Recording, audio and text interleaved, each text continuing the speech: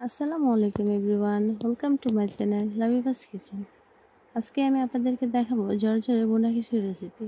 এর জন্য প্রথমে আমি হাফ কেজি চাল, এর সাথে 1 কাপ পরিমাণ মুগ আর মশারি ডাল মিক্স করে নিলাম। এরপরে আমি চুলায় একটি প্যান বসিয়ে দিলাম। প্যানের মধ্যে 3 টেবিল চামচ পরিমাণ সরিষার তেল দিয়ে দিব। তেলটা গরম হয়ে আসলে এর মধ্যে দিয়ে দিব সামান্য পেঁয়াজ কুচি, সাথে দিব 2 টুকরো তেজপাতা। এখন পেঁয়াজটাকে আমি হালকা বাদামি করে ভেজে নেব। পেঁয়াজটা বাদামি হয়ে আসলে এর মধ্যে আমি দিয়ে দিব আদা ও রসুনের পেস্ট 2 টেবিল চামচ,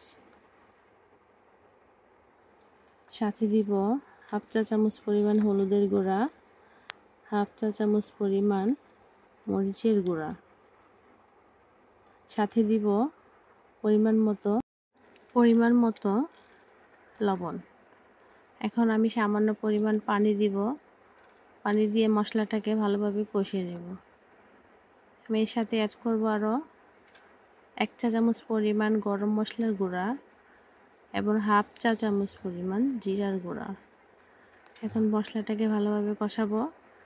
কষানো হয়ে আসলে এর মধ্যে আমি দিয়ে দিব ধুয়ে রাখা পোলাওর চাল। এখন চালটাকে ভালোভাবে কষিয়ে নেব। চালটাকে হালকা করে ভেজে নিব। চালটা হালকা করে ভেজে নেওয়ার পরে এর মধ্যে আমি দিয়ে দিব আগে থেকে কেটে রাখা কিউব করে টমেটো, সাথে পেঁয়াজ কুচি, কাঁচামরিচ, এসব কিছু একসাথে দিয়ে এর মধ্যে দিয়ে দিব পরিমাণ মতো পানি। এখন ঢাকনা দিয়ে ঢেকে দিব।